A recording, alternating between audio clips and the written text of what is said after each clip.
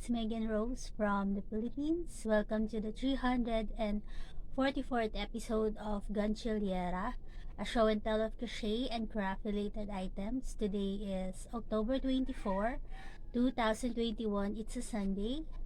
So I took the privilege to make a video since I woke up early for this. So I'm gonna show you guys the projects that I've been making. From the last time, I was able to sew some project bags and I have two leftovers to make. So I did the first one, turned out like this, and it has some snap buttons to it. I incorporated that to this bag since I ran out of the right color of zippers. But for this one, I'm going to put it on one of my giveaways. And along with that one, I was able to finish this one here with some ribbony type of strap, and it also has some light yellow snap-ons to it.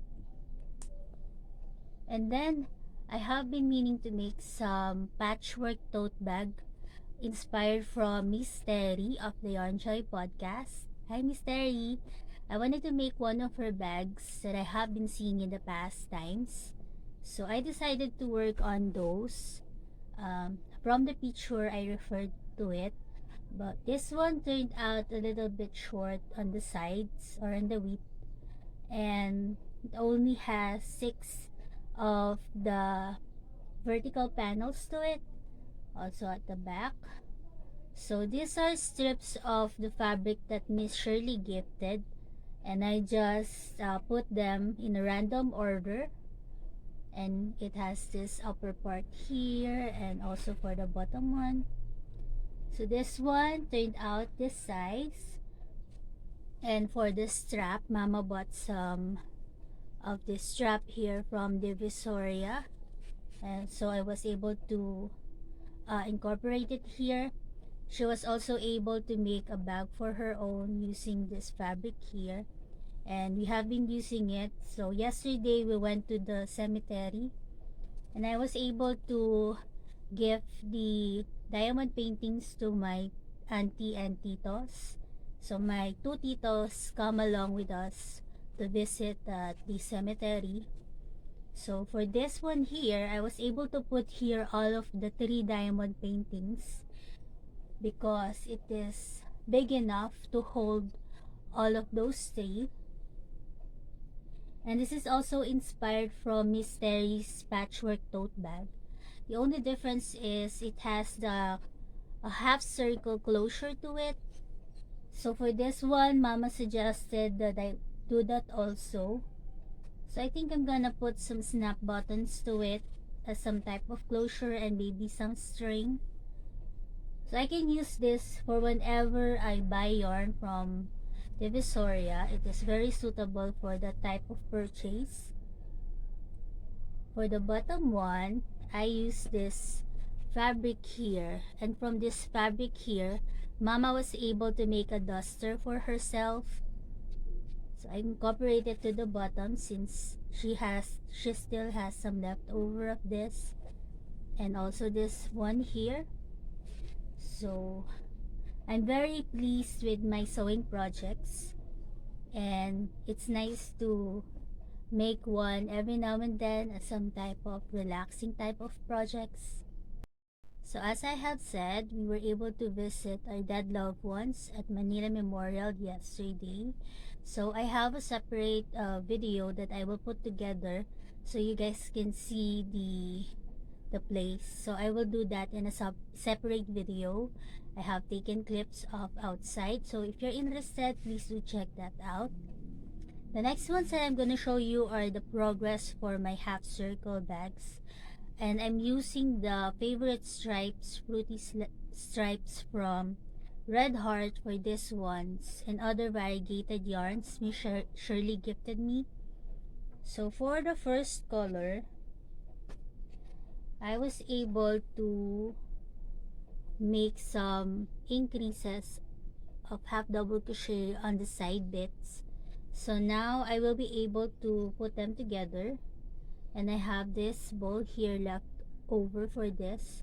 So I think I'm gonna need another ball of yarn to finish this project. So that is my progress with the fruity stripes. It is called fruity stripes, the colorway. The second one is called kaleidoscope from print. I think that one is red heart and this one is I love this yarn. So for this one, I also was able to put some increases on the side parts in half double crochet. This is how it looks like. Very appropriate. And then I have this left, so I needed to use another batch of yarn. And then I started another one using this colorway here, which is called retro stripe. So this is my progress with it. I really love making half circle bags out of these yarns here. So that is what I'm doing. The hook that I've been using for the half circle bags is my yellow hook, which is the 2.75. But recently I have seen that some parts of it has been gnawed. So when I'm using it, it's a bit off for me. So I decided to pick out one other hook that is a little bit higher than that one. And I found this 3.25 one, which is in an orange color or light red, if I can call it that. So I have been using this uh, as an alternate for this one here. This is my favorite hook of all time, but it's a little bit ragged for now, so it's kinda is not that easy to crochet with. So now I'm using this one here. Then I'm gonna show you some side projects that I've been making. And this one here, I'm using the croquette yarn. This one here, which looks like a little donut or a little croquette. So it is this berry bliss colorway here. So I started a project with it. I just chained a foundation chain of how long I can make it, and this is how long it is. And I wanted to make a rectangular wrap out of this, so I started it with treble crochet, and then for the second row I made some shell stitches and then some treble crochet in between. And then for the third row, I'm making the reverse shell stitch. So that is my plan with this, is to make it maybe how long with this design here. Just some simple design which I think pops when you make several rows of it. So this is how the colors are turning out. It started with a push-up pink and then now it's beginning to be violet or purple. So this is longer than my wingspan. I made it as long as I can so I can have it as some type of rectangular wrap. So this is what's left of the yarn. I'm going to be in the darker violet now. So I'm enjoying working on this on the side. I'm using my Imia steel hook for this since this is a number 1 super fine. So I don't know if I'm gonna use all 4 of the yarns, but this is how it is so far with my first yarn or my first ball. So I'm also thinking about incorporating this ball of yarn here to that, but it's still in the works. It's still in the experimental stage. I don't know if this can be combined with this one. What do you guys think? So that is my experimental project. And then I have this knitting project on the side using the peaches and cream, although it has some stains to it that I think I got when Daniel is eating one of her cookies. So maybe after finishing this, I'm gonna wash this.